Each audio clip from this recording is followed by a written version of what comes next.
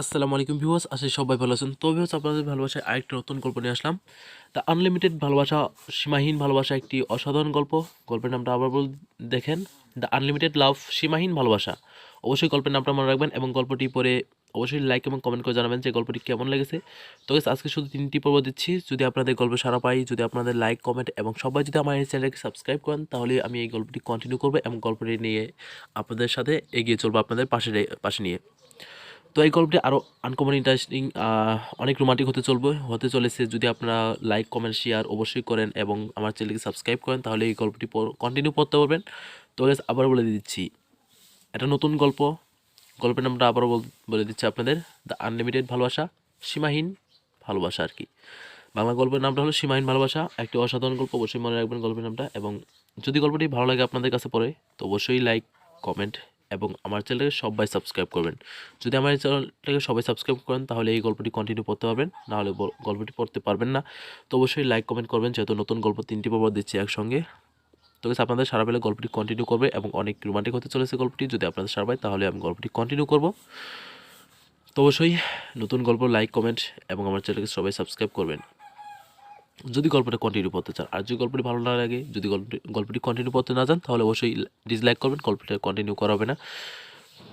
তো সবাই যারা এতক্ষণ ধরে আমার কথাগুলো শুনলেন, তাদেরকে অসংখ্য ধন্যবাদ। তো আপনাদের সবাইকে অসংখ্য ধন্যবাদ আমার কথাগুলো শোনার জন্য এবং আমার চ্যানেলে গল্প পড়ার জন্য। তো এভাবে আমাকে সাপোর্ট করে যাবেন। আপনাদের ভালোবাসায় আরও আনকমন ইন্টারেস্টিং গল্পগুলো উপহার দেওয়ার চেষ্টা করবো। তো গাইস, আপনারা জানেন আমার গল্প মধ্যে গেম খেলে কথাবার্তা বলি, তার জন্যই আপনাদের হয়তো গল্পতে সমস্যা হবে। তো প্লিজ এক্ষুনি সবাই মোবাইলটা অফ করে দেন, এতে আপনাদের গল্পতে কোনো প্রকার সমস্যা হবে না। তো সবাই ভালো থাকবেন, সুস্থ থাকবেন। এখন মোবাইলটা অফ করে দেন এবং আমার চ্যানেলকে সবাই সাবস্ক্রাইব করবেন। সাবস্ক্রাইব করতে কিন্তু ভুলবেন না এবং লাইক কমেন্ট অবশ্যই করবেন। আর গল্পটি ভালো লাগলে অবশ্যই শেয়ার করবেন, যেহেতু নতুন গল্প যাতে সবাই পড়তে পারে, যাতে মিস না হয় পাঠক বন্ধুদের। তো সবাই গল্পটি শেয়ার করবেন এবং লাইক কমেন্ট করবেন। তো আবার বলে দিচ্ছি, সবাই ভালো থাকবেন, সুস্থ থাকবেন। আমার কথাগুলো শোনার জন্য আপনাদের সবাইকে অসংখ্য ধন্যবাদ। তো গাইস, আমার শাসি। তো ভিউয়ার্স, আমরা আজকে গেম টাইম খেলতেছেন, আজকে আমি একটু পড়ালেখা করতেছি, তার জন্য প্লিজ সবাই এখন মোবাইলটা অফ করে দেন, এতে আপনাদের গল্পতে কোনো প্রকার সমস্যা হবে না। যেহেতু আমি এখন একটা আমার বই পড়তেছি, তো আপনাদের গল্পতে সমস্যা হবে, তার জন্য প্লিজ এখন মোবাইলটা অফ করে দেন। বারবার বলতেছি, প্লিজ মোবাইলটা অফ করে দেন। সার্ক দুর্যোগ ব্যবস্থাপনা কেন্দ্র কোথায় অবস্থিত? সার্ক দুল সার্ক দুর্যোগ ব্যবস্থাপনা কেন্দ্র কোথায় অবস্থিত? সার্ক দুর্যোগ ব্যবস্থাপনা কেন্দ্র কোথায় অবস্থিত? দক্ষিণ এশিয়ার 8টি দেশ নিয়ে সার্ক গঠিত হয়। দক্ষিণ এশিয়ার 8টি দেশ নিয়ে সার্ক গঠিত হয়। দক্ষিণ এশিয়ার 8টি দেশ নিয়ে সার্ক গঠিত হয়। সার্কের কিছু আঞ্চলিক কেন্দ্র সার্কভুক্ত বিভিন্ন দেশে অবস্থিত। এ সংস্থার দুর্যোগ ব্যবস্থাপনা একটি কেন্দ্রটি সংস্থার দুর্যোগ ব্যবস্থাপনা কেন্দ্রটি ভারতের নতুন নয়াদিল্লিতে অবস্থিত। সার্কের দুর্যোগ ব্যবস্থাপনা কেন্দ্র ভারতে অবস্থিত, ভারতের নয়াদিল্লিতে অবস্থিত। সার্কের দুর্যোগ ব্যবস্থাপনা কেন্দ্র সার্ক দুর্যোগ ব্যবস্থা কেন্দ্র কোথায় অবস্থিত? সার্ক দক্ষিণ এশিয়ার 8টি দেশ নিয়ে সার্ক গঠিত হয়। দক্ষিণ এশিয়ার 8টি দেশ নিয়ে সার্ক গঠিত হয়। দক্ষিণ এশিয়ার 8টি দেশ নিয়ে সার্ক গঠিত। সার্কের কিছু আঞ্চলিক কেন্দ্র সার্কভুক্ত। সার্কের কিছু আঞ্চলিক কেন্দ্র সার্কভুক্ত বিভিন্ন দেশে অবস্থিত। এ সংস্থার দুর্যোগ ব্যবস্থাপনা কেন্দ্র, মানে সার্কের দুর্যোগ ব্যবস্থা কেন্দ্র ভারতের নয়াদিল্লিতে অবস্থিত। সার্কের দুর্যোগ ব্যবস্থাপনা কেন্দ্র ভারতের নয়াদিল্লিতে অবস্থিত, যা প্রতিষ্ঠিত হয় 2006 সালে। সার্কের সাংস্কৃতিক কেন্দ্রটি শ্রীলঙ্কার কলম্বোই অবস্থিত। সার্কের সাংস্কৃতিক কেন্দ্রটি শ্রীলঙ্কার কলম্বোতে অবস্থিত। সার্কের সাংস্কৃতিক কেন্দ্রটি শ্রীলঙ্কার কলম্বোতে অবস্থিত এবং সার্কের কৃষি কেন্দ্রটি ঢাকাতে অবস্থিত। সার্কের কৃষি ও আবহাওয়া কেন্দ্রটি বাংলাদেশের ঢাকায় অবস্থিত। সার্কের কৃষি ও আবহাওয়া গবেষণা কেন্দ্র বাংলাদেশে ঢাকায় অবস্থিত। সার্ক যক্ষ্মা ও এইডস তথ্যকেন্দ্র নেপালের কাঠমান্ডুতে। সার্কের যক্ষ্মা, এইডস এবং তথ্যকেন্দ্র নেপালের কাঠমান্ডু। সার্ক দুর্যোগ ব্যবস্থাপনা কেন্দ্র কোথায় অবস্থিত? আবহাওয়া দুর্যোগ ব্যবস্থাপনা কেন্দ্র ভারতের নয়াদিল্লিতে। সার্ক দুর্যোগ ব্যবস্থাপনা কেন্দ্র কোথায় অবস্থিত? ভারতের নয়াদিল্লিতে। দক্ষিণ এশিয়ার 8টি দেশ নিয়ে সার্ক গঠিত হয়। সার্কের কিছু আঞ্চলিক কেন্দ্র সার্কভুক্ত বিভিন্ন দেশে অবস্থিত। সার্কে কিছু আঞ্চলিক কেন্দ্র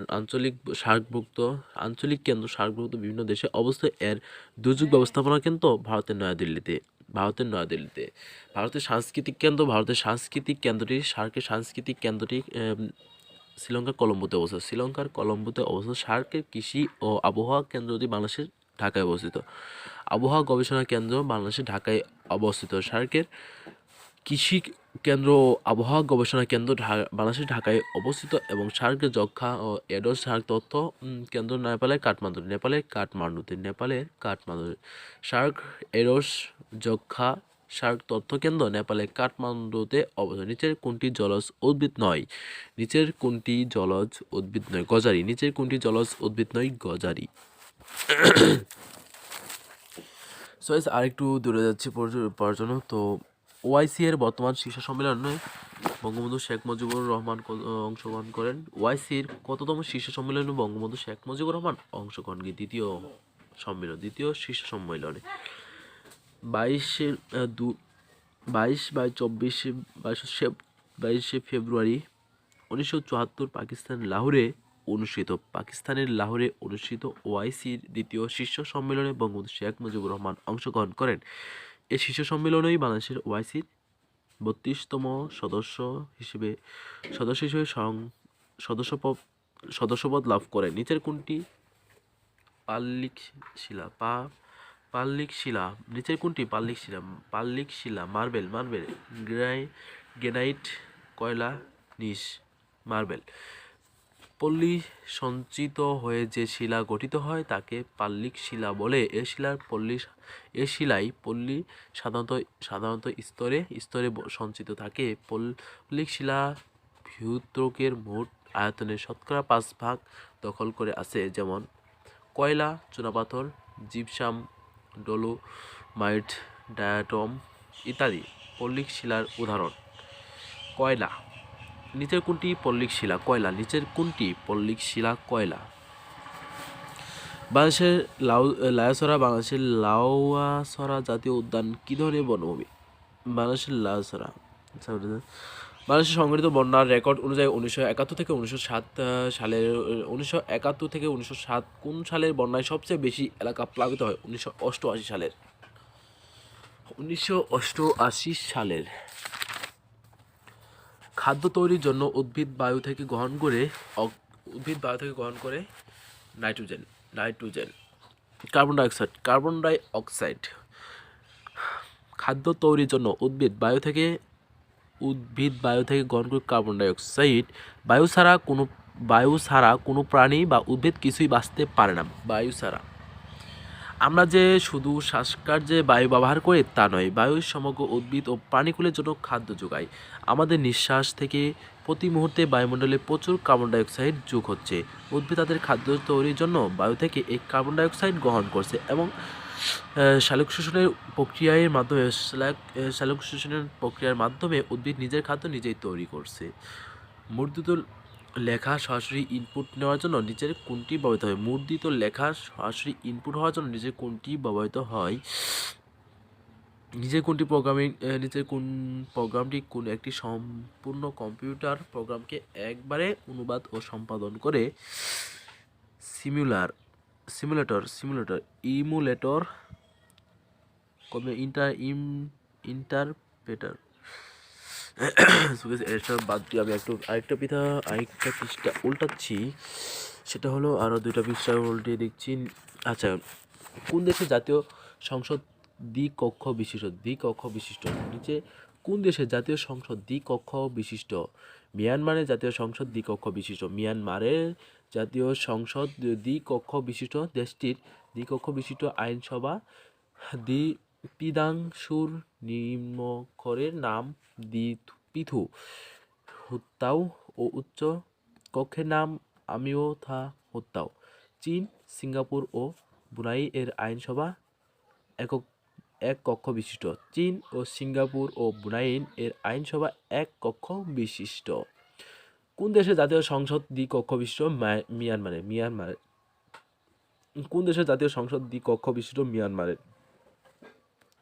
কোন দেশে জাতীয় সংসদ দ্বিকক্ষ বিশিষ্ট মিয়ানমারে? কোন দেশে জাতীয় সংসদ দ্বিকক্ষ বিশিষ্ট? কোন দেশে জাতীয় সংসদ দ্বিকক্ষ বিশিষ্ট মিয়ানমারে? কোন দেশে জাতীয় সংসদ দ্বিকক্ষ বিশিষ্ট মিয়ানমারের? 1915 সালে 5 পাস, 18 সালে 15, 16, 17, 18 সালে এসএসসি পাস, এইচএসসি দাখিল পাস, এসএসসি পাস, আর এইচএসসি পাস হলো 1920 সালে, 20 সালে। ওকে ওকে ওকে। কোন দেশে জাতীয় সংসদ জাতীয় সংসদ কি দ্বিকক্ষ বিশিষ্ট? মিয়ানমারের। খনার বচন এর মূল ভাব কি? খনার বচন এর মূল ভাব কি? বিখ্যাত বাঙালি মহিলা জ্যোতিষী খনার রচিত খনার বচন মূলত কৃষিভিত্তিক ছড়া। জ্যোতিষ শাস্ত্র অনুযায়ী চাষাবাদ, বৃক্ষরোপণ ও গৃহ নির্মাণ ইত্যাদি জীবন ঘনিষ্ঠ বিষয় নিয়ে খনার বচন রচিত। অজস্র খনার বচন যুগ যুগ ধরে গ্রাম বাংলার জনজীবনের সাথে মিশে আছে। জনজীবনের সাথে মিশে আছে। খনার বচন এর মূল ভাব কি? মৌলিক সামাজিক মঙ্গলবোধ, শুদ্ধ জীবনযাপন রীতি। খনার বচন হলো শুদ্ধ জীবনযাপন রীতি। দুর্ব্যবস্থা শব্দটি সন্ধি বিচ্ছেদ করা হলে নিচের কোনটি পাওয়া যায়? দুর্ব্যবস্থা শব্দটি সন্ধি বিচ্ছেদ করলে নিচের কোনটি সঠিক পাওয়া যাবে? দুর্ব্যবস্থা,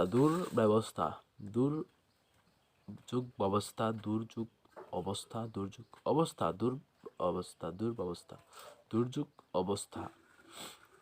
পূর্ব পদের শেষে যদি অ আ ভিন্ন অন্য স্বর সন্ধির পর সিদ্ধ রজাত থাকে এবং পরপদের প্রথমে যদি স্বরধ্বনি থাকে তবে সন্ধির ফলে বিসর্গ হয়ে যায়, পদের স্বরসঙ্গে যুক্ত হয়। যেমন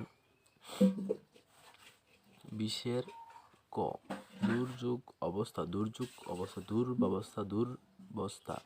দুর্ব্যবস্থা শব্দের সন্ধি বিচ্ছেদ করা হলে নিচের কোনটি পাওয়া যায়? দুর্ব্যবস্থা শব্দের সন্ধি বিচ্ছেদ করলে নিচের কোনটি পাওয়া যাবে? দুর্যোগ অবস্থা। Cricket is the kind of play. It is also kind of food. Cricket হচ্ছে ব্যাট ও বলের একটি দলীয় খেলা যাতে 11 জন খেলোয়াড় বিশিষ্ট দুইটি দল অংশগ্রহণ করে। এছাড়া ক্রিকেট শব্দের অর্থ ঝিঝি পোকা। 21 উত্তরটি হবে ক, ইনসেক্ট। এছাড়া ক্রিকেট শব্দের অর্থ ঝিঝি পোকা। ইনসেক্ট।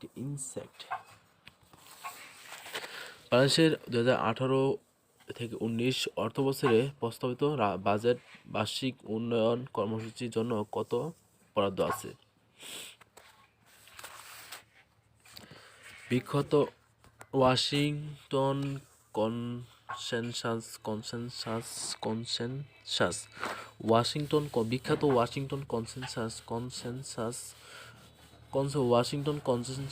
কোন বিষয়ের সঙ্গে জড়িত? বিখ্যাত ওয়াশিংটন কনসেনসাস কোন বিষয়ের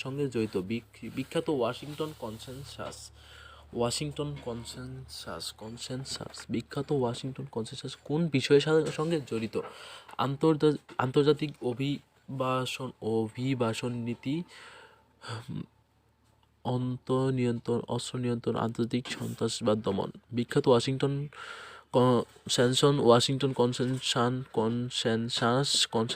কনসেনসাস নয়া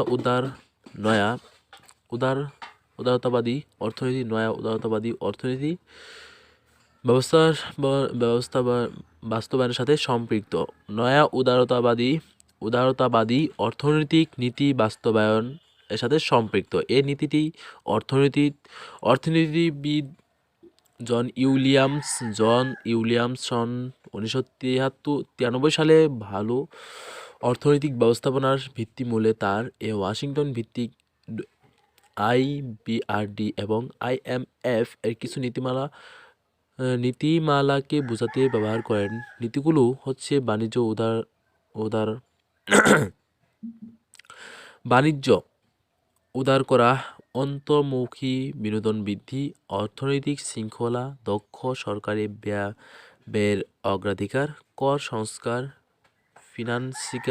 ফিনান্সিয়াল উদারীকরণ, প্রতিযোগিতামূলক বিনিময় হার, বেসরকারি খাতে হস্তান্তরকরণ নিয়ন্ত্রণ শিথিল করা এবং সম্পত্তির অধিকার নিশ্চিত করা। তো অবভিয়াস আপনারা যারা গল্পগুলো পড়তেছেন মলেশনটা অফ না করে তাদেরকে অসংখ্য ধন্যবাদ। তো গাইস আমি মনে করি আপনারা যদি মলেশনটা অফ না করে গল্প পড়েন তাহলে আপনাদের গল্প পড়তে অনেক সমস্যা হবে আমাদের কথাবার্তায়।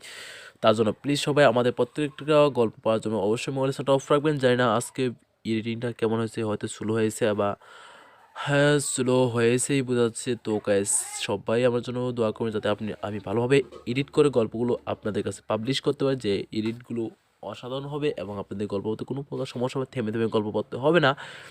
তো হয়তো আজকে এডিট করাটা স্লো হয়েছে, তার জন্য দেখি একটা আমি পরে দেখি তো কেমন হয়েছে এডিটটা। তো আমি লাস্টে হয়ে যাবে এখান থেকে পড়তেছি। অবশ্যই উনি আমার দিকে তাকালেন, তাও মায়ের ধমক শুনে, কিন্তু মুখে হাসি নেই।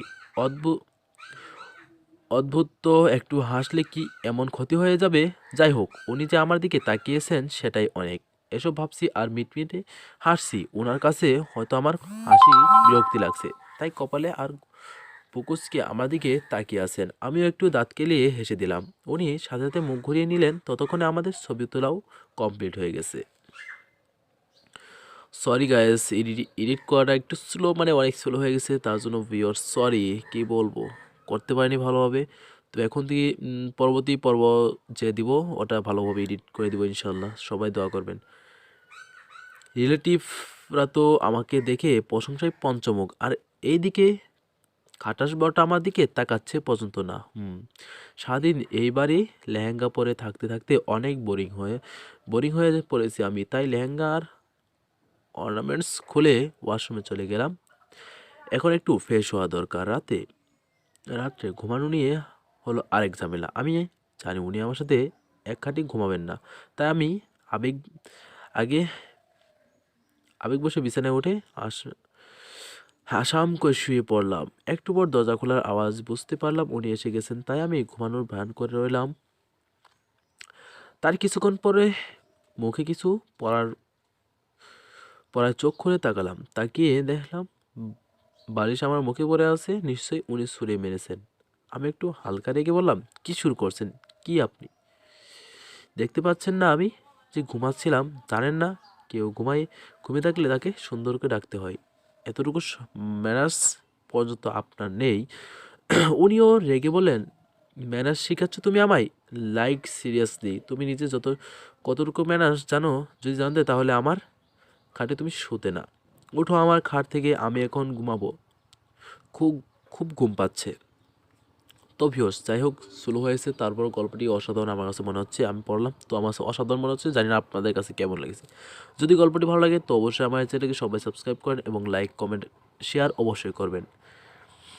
তো আপনাদের সবাইকে অসংখ্য ধন্যবাদ আমার কথাগুলো শোনার জন্য এবং আমার চ্যানেলের গল্পগুলো কন্টিনিউ করার জন্য। তো গাইস গল্পগুলো যদি আমার চ্যানেল কন্টিনিউ করতে চান, যদি আমার চ্যানেল গল্পগুলো আপনার কাছে ভালো হয় তো অবশ্যই আমার চ্যানেলকে সবাই সাবস্ক্রাইব করুন। আমি আশা করি প্রত্যেকটা পাঠক বন্ধু আমার চ্যানেলকে সাবস্ক্রাইব করবেন। কারোর ব্যাপারে কিছু না, বাট আমার অনেক কিছু। আর কাল রাতে কী বলেছিলাম ভুলে গেছো নাকি? আমি একটু ভাবার ভান করে বললাম, কই, আপনি তো আমায় কাল কিছু বলেননি। আর দেখুন, খাটে ঘুমালে ঘুমান, না হলে সোফায় গিয়ে ঘুমান, একদম আমায় ডিস্টার্ব করবেন না। কথাটা বলে গায়ে ব্ল্যাঙ্কেট জড়িয়ে মুখ ঘুরে শুয়ে পড়লাম। জানি উনি অনেক রেগে আছেন, তাতে আমার কি? নিজে বিয়ে করে এনেছে আমায়। আমি কি বলেছিলাম নাকি যে আমায় বিয়ে করুন, আমি আপনাকে ছাড়া বাঁচবো না? তাহলে এখন কেন এমন করবে? আমি এত ভালো নয় যে সব কিছু সহ্য করে নিব। যত সব অনেকক্ষণ হয়ে গেছে, তবু ওনার কোনো শব্দ না পেয়ে ব্ল্যাঙ্কেটটা সরিয়ে একটু উঁকি মেরে দেখলাম উনি কোথায়। ও মা, উনি তো সোফায় গিয়ে ঘুমিয়ে পড়েছেন। আমিও আবার ব্ল্যাঙ্কেটটা গায়ে দিয়ে শুয়ে পড়লাম। পাখির কিচিমিচির আওয়াজ আর সূর্যের প্রকট আলোর জন্য ঘুম ভেঙে গেল আমার। উঠে বসে যেমনি আর মুখে ভাঙতে যাব অমনি ধপাস। সো গাইস, গল্পটি কেমন হয়েছে অবশ্যই লাইক এবং কমেন্ট করতে বলবেন না। আর আমার চ্যানেলটাকে সবাই সাবস্ক্রাইব করেন যদি গল্পটি ভালো লাগে, যদি গল্পটি কন্টিনিউ করতে চান। তো আপনাদের সবাইকে অসংখ্য ধন্যবাদ। অবশ্যই আপনাদের মতামত কমেন্ট বক্সে কমেন্টের মাধ্যমে জানাবেন। ধন্যবাদ সবাইকে আমার সাথে এতক্ষণ গল্প পাওয়ার জন্য। Thank you every